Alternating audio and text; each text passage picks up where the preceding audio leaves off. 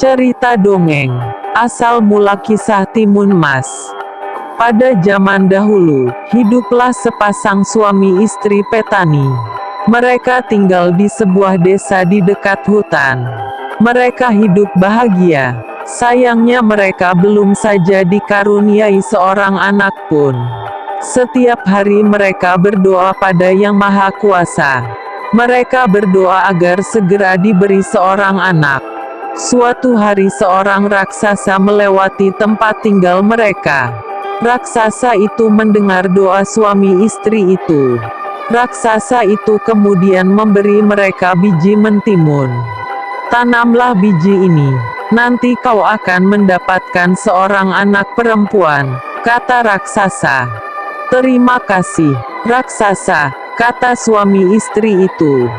Tapi ada syaratnya. Pada usia 17 tahun anak itu harus kalian serahkan padaku, sahut raksasa. Suami istri itu sangat merindukan seorang anak. Karena itu tanpa berpikir panjang mereka setuju.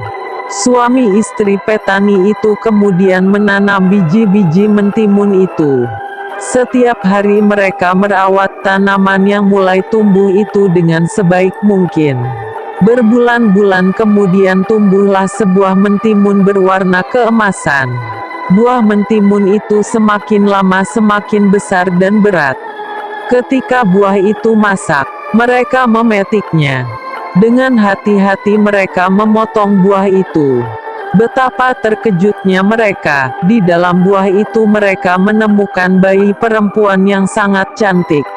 Suami istri itu sangat bahagia. Mereka memberi nama bayi itu Timun Mas.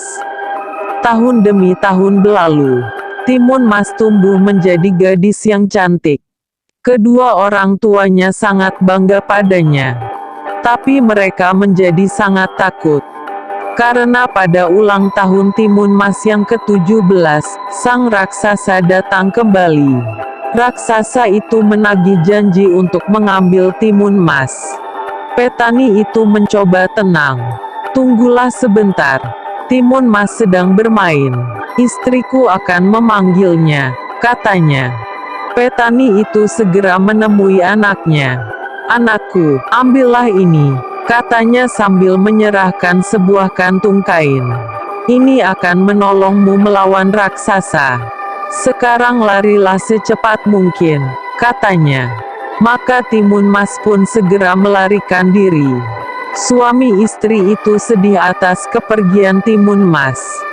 Tapi mereka tidak rela kalau anaknya menjadi santapan raksasa. Raksasa menunggu cukup lama. Ia menjadi tak sabar. Ia tahu, telah dibohongi suami istri itu. Lalu ia pun menghancurkan pondok petani itu. Lalu ia mengejar Timun Mas ke hutan.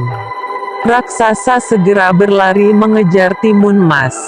Raksasa semakin dekat. Timun Mas segera mengambil segenggam garam dari kantung kainnya. Lalu garam itu ditaburkan ke arah raksasa. Tiba-tiba sebuah laut yang luas pun terhampar.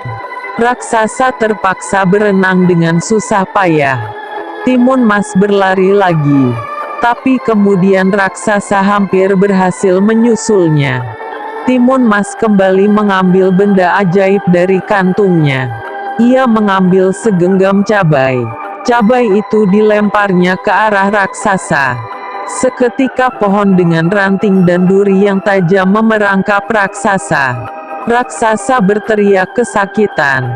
Sementara Timun Mas berlari menyelamatkan diri.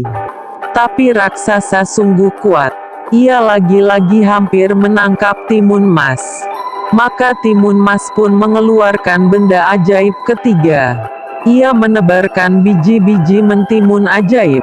Seketika tumbuhlah kebun mentimun yang sangat luas. Raksasa sangat letih dan kelaparan.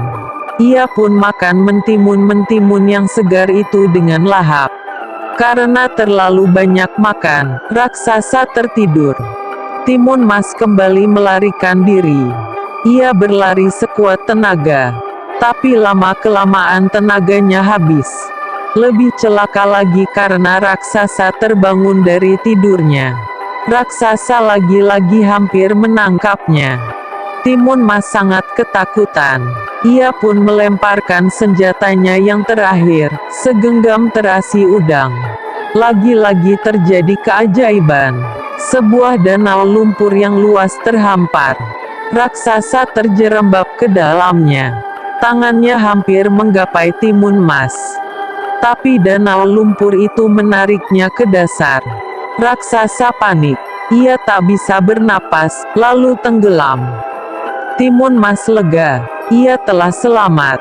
Timun Mas pun kembali ke rumah orang tuanya. Ayah dan ibu Timun Mas senang sekali melihat Timun Mas selamat. Mereka menyambutnya. "Terima kasih, Tuhan. Kau telah menyelamatkan anakku," kata mereka gembira.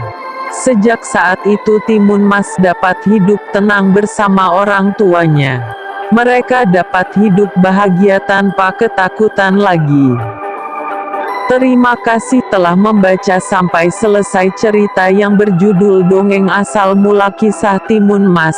Semoga cerita anak ini dapat bermanfaat.